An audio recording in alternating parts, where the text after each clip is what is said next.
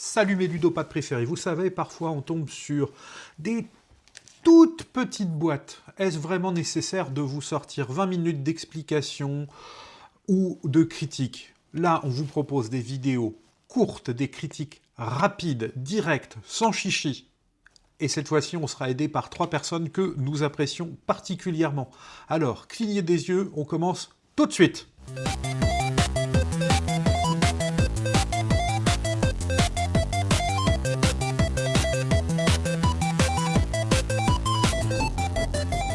Shikoku, un jeu de tableau où l'on construit son royaume. C'est la troisième variation d'une gamme se déroulant dans le Japon féodal. But du jeu, avoir le royaume le mieux agencé, mais attention, votre espace est limité. Vous avez des cartes qui représentent 6 terrains, vous avez des routes, des temples, des forêts, des ressources et même des villes. Quelques cubes en bois tout simples pour représenter des ressources. À votre tour, vous piochez une carte et vous la déposez dans une rivière pour pouvoir prendre en main celle à l'opposé de celle-ci. Puis vous la placez dans votre royaume. Vous avez 12 cartes à placer, puis on passe directement au scoring final. La seule contrainte, c'est que la carte sélectionnée doit chevaucher au moins une carte déjà placée. En gros, c'est une sorte de king domino avec des cartes. Elles sont toutes uniques et clairement, elles ne se valent pas toutes. La construction se fait en simultané, donc les parties sont plutôt rapides.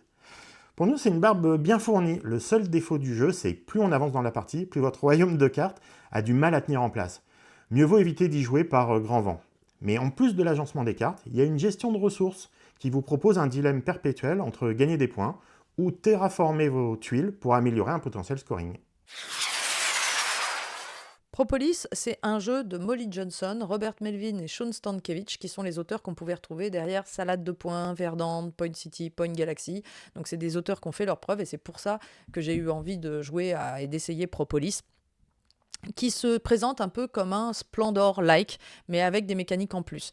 Dans ce jeu, effectivement, vous allez déployer vos abeilles ouvrières, donc vos beeples, il y a un jeu de mots, sur des champs de fleurs pour aller récolter des ressources. Avec ces ressources, vous allez pouvoir acheter des cartes qui vont vous donner soit des ressources permanentes, soit des effets, qui seront uniques, soit des scoring, différents types de scoring qui vont scorer avec les autres cartes autour. Et au fur et à mesure que vous accumulerez des ressources, vous pourrez peut-être acheter aussi des cartes qui valent très cher, qui sont les châteaux, et vous pourrez en avoir un par partie, et ce château, il vous rapportera plus de points. Donc on le voit, il y a vraiment une logique à la Splendor, j'ai des ressources, je les transforme en ressources permanentes, etc., etc. Ça se voulait comme un Splendor plus profond, en fait on se retrouve avec un Splendor plus brouillon et moins satisfaisant. La réalité, c'est que dans Splendor, les cartes sont tout de suite, ont une bonne gradation, on va dire, de leur valeur. On part des petites cartes et on monte vers des cartes qui valent plus cher. Là, le fait que le marché soit aléatoire et mal équilibré, on a souvent des blocages, on n'a pas les cartes dont on a besoin, on a des cartes qui coûtent trop cher dès le départ, on est un petit peu embêté et il peut y avoir une frustration et c'est moins élégant à ce niveau-là. Splendor arrivait parfaitement à équilibrer cet aspect-là du jeu, c'est moins épuré que Splendor, du coup on a un petit côté genre pourquoi on en a rajouté, pourquoi il y a ça en plus, et dans le fait que ça ait pris le risque d'être plus profond et de proposer plus de mécaniques, c'était pas inintéressant, notamment il y a de la majorité sur les emplacements d'action et du placement d'ouvriers, c'est cool, ça fait un bon jeu d'intro qu'on a envie de présenter à des gens en leur disant hey, j'ai un petit jeu, mais il y a de ça dedans. Oui, sauf que ergonomiquement, c'est pas très élégant, il y a un peu de surcharge, un peu de contradiction visuelle, il y a trop de couleurs, il y a trop d'infos, ce qui fait que là où Splendor était immédiatement facile à prendre en main et gratifiant, là on se retrouve avec un jeu qui est un peu difficile à lire, dans lequel on patauge un peu, dans lequel on prend pas forcément énormément de plaisir. Donc c'est pas un mauvais jeu, mais je dirais que c'est un jeu auquel j'ai pas forcément envie de rejouer. J'hésitais entre lui donner la note de 3 et de 4, la barbe bien taillée ou la barbe de 3 jours, mais je crois que je vais m'arrêter sur une barbe de 3 jours parce que je ne vois pas quand est-ce que je vais ressortir ce jeu, tout simplement. Hello les ludopathes, c'est Cédric, Golden Meeple, Ludicorner, et je vais vous parler d'All-in Prédiction. C'est un jeu de combinaison et de déduction dans lequel vous allez essayer de marquer le plus de points de victoire. Dans la boîte se trouve un jeu de cartes de 54 cartes avec une cinquantaine de runes qui sont en fait des points de victoire. Le but du jeu, c'est vous allez essayer de faire la meilleure main de combinaison de poker. Alors, une paire, un brelan, un carré, une canne floche, ainsi de suite. Et à votre tour de jeu, vous allez jouer une carte et appliquer les effets de la carte. Il y aura un effet obligatoire et quelques effets que vous pourrez faire qui sont optionnels, mais généralement, on les fait et c'est même plus pour ça, généralement, qu'on joue cette carte-là. On va jouer en fonction d'un certain nombre de joueurs, et à la fin de ce nombre de tours, c'est celui qui aura la meilleure main qui marquera des points en fonction de la puissance de sa main. Mais avant ça, il y aura une phase de déduction où tous les autres joueurs vont devoir essayer de savoir qui aura la meilleure main. Ça se joue de 2 à 5 joueurs, il faut compter une petite demi-heure pour une partie parce que ça va se jouer en 3 manches. Au niveau des configurations, ça se joue un peu mieux dans les plus hautes configurations, à 4 ou 5 plutôt qu'à 2 ou 3. Je vais lui donner une barbe de 3 jours, parce que le jeu fonctionne bien. Mais on me l'avait vendu comme une alternative au poker, et en fait, ça n'a pas grand-chose à voir avec le poker. Bien entendu, vous allez essayer de faire une combinaison de poker, et donc là, on est en plein dedans, ça c'est sûr, mais dans le feeling, on n'y est pas. Il y a cette fameuse phase de déduction où vous allez devoir essayer de deviner qui a la meilleure main, et au final, quand pas mal de joueurs devinent qui a la meilleure main, on va se partager un maigre butin, et c'est pas là que les points de victoire vont se faire. Et même généralement, la première déduction, on pourrait éventuellement passer à côté, mais après on va un peu regarder ce qui se passe autour de nous, et c'est limite inratable de savoir qui a la meilleure main. Généralement c'est celui qui a fait all-in, mais pas que, vous verrez avec plein de pouvoirs. Le jeu tourne bien, hein, c'est ultra familial, tout le monde peut jouer, à partir du moment où on arrive à savoir c'est quoi une combinaison de poker, c'est accessible à tout le monde. Moi personnellement, peut-être le passif poker qui a fait que j'ai pas su rentrer dans le jeu. Pourtant, j'ai essayé dans toutes les configurations. C'est pas vraiment un jeu où je m'amuse énormément. Malgré le fait que ça tourne bien, que c'est un auteur de renom, bien, chez moi, ça n'a pas pris. Merci Cédric. Nous n'aurions pas dit mieux sur All In Prédiction. On pense strictement la même chose. Et là, on va vous parler de Soupçon. C'est un jeu de bluff à pouilleux caché. À son tour, un joueur propose à un autre joueur une carte face cachée, qui est soit une carte pour avancer l'objectif, soit une carte de pouilleux, ici un serpent. Les cartes sont bien épaisses, avec une illustration facile à lire, dans une plutôt petite boîte. Les règles tiennent sur une notice de médicament très facile d'accès, c'est immédiat, mais aucune profondeur, aucune maîtrise. Les rôles vont passer de main en main tout au long de la partie. C'est idéal dans un bar à jeu ou pour s'amuser en fin de soirée. Aucun besoin de s'organiser, on n'est pas sur un Blood on the Clock Tower ici. Attention, à 4 joueurs, le jeu peut s'éterniser très longuement. Pour en profiter pleinement, c'est largement mieux à 5 ou 6, grâce à une mécanique d'accélération profitant aux pouilleux. Pour nous, c'est une barbe bien taillée. Malgré des défauts évidents, il faut avouer qu'on s'amuse autour de la table. On préférera toutefois toujours un Avalon qui générera plus de débats sans élimination. Yo, Vni, comment vont mes ludopathes? Bien ou bien?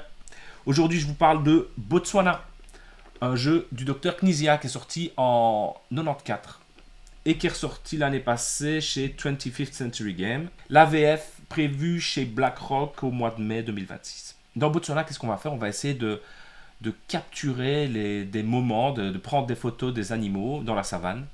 C'est illustré par Weberson Santiago.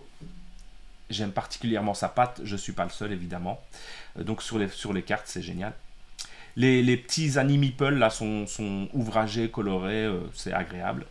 Qu'est-ce qu'on va faire dans Botswana? En Botswana, c'est un jeu d'intérêt partagé, de shared incentives. Ça veut dire qu'on va essayer qu'on va parfois avoir des intérêts communs. Je vois que mon adversaire prend des éléphants, il a sûrement un plan dans la tête, je vais peut-être prendre des éléphants aussi. Ou alors je vais la jouer de mon côté. Comment on va jouer? Simplement, on va jouer une carte et puis on récupère un animeeple. C'est pas forcément le même animal que la carte qu'on a jouée. Il y a des cartes de valeur de 0 à 5, donc 6 cartes, et dès qu'on a joué 6 cartes d'un animal, la manche s'arrête immédiatement. On va regarder les dernières valeurs qui ont été jouées pour chaque animal et ça correspondra à la valeur de cet animal.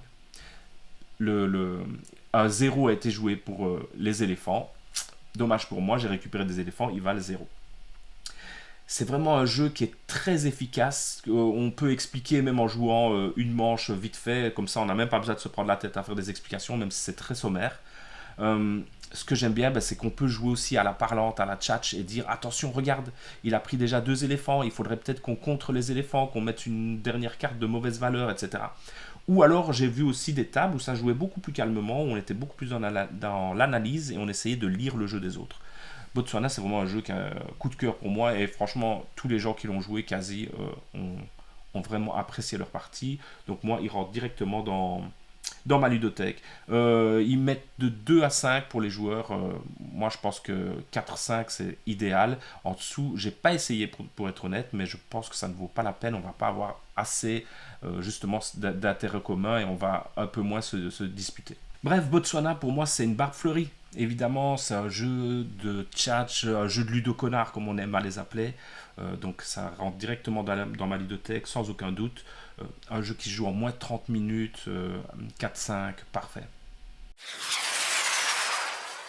Vivo, un énième jeu de pli avec une contrainte, cette fois-ci par tour. Une carte est tirée au sort, imposant à tous les joueurs de jouer la même couleur, ou une couleur différente, ou encore 2 cartes de la même couleur, pour que tous les autres joueurs doivent jouer une autre carte d'une autre couleur. Dans cette toute petite boîte, les cartes sont sympathiques avec des illustrations de chiens musiciens vraiment kawaii. À votre tour, bien entendu, vous jouez une carte pour être en harmonie ou en dissonance selon votre main. La plus grande carte marquera 2 points et la plus petite, elle, marquera la valeur faciale en points. 2 manches à jouer, 20 minutes, c'est rapide. Le jeu s'adapte parfaitement à 3 ou à 4 joueurs en adaptant le nombre de couleurs disponibles. Pour nous, c'est une barbe joliment fournie. Il offre une mécanique simple et vraiment originale. Le choix de la carte entre la valeur et la couleur offre un véritable large choix stratégique. Je vais vous parler de Très Cool, un jeu coopératif où vous allez devoir dessiner pour faire deviner le mot que vous aviez à dessiner. Qu'est-ce qu'il y a dans la boîte? 240 cartes avec un mot blanc et un mot noir. Les mots noirs sont un peu plus compliqués que les mots blancs. Vous avez aussi 8 tablettes avec des lignes dessus. C'est super important. Il y a bien entendu 8 feutres effaçables qui vont avec les tablettes. Le but du jeu, c'est de faire le moins d'erreurs possible. Donc vous allez recevoir une carte sur laquelle il y a un mot et vous allez devoir dessiner. Mais là, c'est le twist. Vous ne pourrez pas faire autre chose qu'un dessin en suivant les lignes qu'il y a sur les ardoises. Donc vous avez des lignes qui partent un peu dans tous les sens et vous allez essayer de faire un dessin le plus représentatif de votre mot avec les contraintes de ces fameuses lignes. Quand tout le monde a dessiné, on va mettre les plaquettes au centre de la table avec le feutre en dessous pour indiquer dans quel sens le dessin a été dessiné. Une fois que les dessins sont au centre de la table, on va rajouter autant de cartes qu'il y a de joueurs. Donc tous les joueurs vont donner leurs cartes, on va rajouter autant de cartes, donc si vous jouez à 5, il y aura 5 cartes plus 5 autres cartes, et à votre tour de jeu, vous allez devoir exclure une des cartes qui n'a pas été dessinée. Le but du jeu est de faire le moins d'erreurs possible, c'est-à-dire que si vous jouez à 5, il faudrait idéalement terminer avec les 5 bons mots que vous avez dessinés. C'est pour 2 à 8 joueurs, mais bien entendu, dans ce genre de jeu, au plus vous êtes nombreux, au plus ça fonctionnera. Tout le monde peut y jouer. Vraiment tout le monde. À partir du moment où vous savez lire, je vais lui donner une barbe très fleurie. J'y croyais pas à ce jeu, parce que la boîte, franchement, au niveau packaging, c'est assez moche, mais c'est redoutable. Et là où on voit que c'est redoutable, c'est qu'après que tout le monde ait retiré ses mots et qu'on voit le résultat, si on s'est trompé ou pas, on débriefe ce qui s'est passé. Oui, mais moi j'aurais dessiné ça comme ça. Et pourquoi tu as dessiné ça comme ça? Oui, mais non, ton dessin faisait penser plus à ce mot-là. Et c'est là qu'on voit que la magie a opéré. Ça n'avait l'air de rien. Je le donnais, mais perdant à tous les coups. Et ça marche super bien. Orapamine, c'est un jeu de Yoongi Choi, illustré par Wang Jinjil. C'est édité chez Plate à l'origine, c'est localisé par Miraludo. C'est un jeu de déduction pour 2 joueurs, pour des parties de 20 minutes environ, et qui est assez clivant. Moi, je l'adore, vraiment, je l'adore. Mais c'est assez clivant parce que c'est un jeu de déduction qui va utiliser, comment dire, le fait de savoir se positionner dans l'espace. Il y a des tas de gens qui n'aiment pas ce truc-là. En fait, sur une table, ce jeu ressemble à une bataille navale. Vous avez les mêmes éléments. Vous avez un paravent, une grille sur laquelle vous allez poser des éléments de couleurs et de formes variées, et vous allez devoir retrouver, en posant des questions à votre adversaire, comment ces éléments sont positionnés sur sa grille, en utilisant pour vous une petite feuille de bloc-notes sur laquelle vous allez redessiner ces éléments. Et la façon dont vous pouvez le faire, c'est en posant des questions, et ces questions, elles sont particulières, enfin, ces questions, elles sont toutes simples, c'est c'est imaginons un rayon qui part d'une de l'entrée de ces colonnes ou de ces lignes, qu'est-ce qui se passerait pour ce rayon, où est-ce qu'il ressortirait et de quelle couleur il serait. Et c'est là que le jeu devient fou, c'est parce qu'il est un petit peu magique. Donc imaginons qu'un rayon rentre en 2, puis il rencontre une figure bleue en diagonale, donc il va partir dans l'autre direction, il va croiser une figure rouge, ça va le faire partir vers le bas, et ainsi de suite. Ce rayon va ressortir par quelque part, c'est ce qu'on donnera comme information à notre adversaire, ainsi que la couleur de ce rayon. S'il a croisé du bleu et du rouge, eh ben le rayon il sera violet. Donc la réponse qu'on donnera, c'est ton rayon est entré en 5, il est ressorti en 16, violet. Et à partir de toutes ces informations-là, on va se poser une question par tour, et ben on va devoir deviner comment sont placés les éléments. Ça a l'air infaisable sur le papier, c'est ça qui est magique. En fait, je vous propose d'ailleurs d'essayer le jeu sur Board Game Arena, il est dispo, mais c'est complètement magique. On se dit, mais jamais je vais réussir juste par ces informations-là à réussir à repositionner les éléments, et en fait, si, ça demande d'avoir un petit peu d'aisance avec l'abstraction, avec le positionnement dans l'espace, et c'est ça qui en fait un jeu clivant, mais ça fait aussi que ce jeu est assez génial. Il propose une mécanique que j'ai jamais vu nulle part. Alors, il paraît qu'il y avait un autre jeu qui avait fait ça, mais voilà, c'est un petit peu Ricochet Robot dans mon souvenir, mais en jeu de déduction à 2 joueurs avec un matos qui est hyper bien édité. C'est hyper malin. Moi, je vous le recommande très très chaudement. C'est une barbe fleurie, 5 sur 5, comme on dit par ici. Mais j'ai pas de barbe. Merci Pénélope.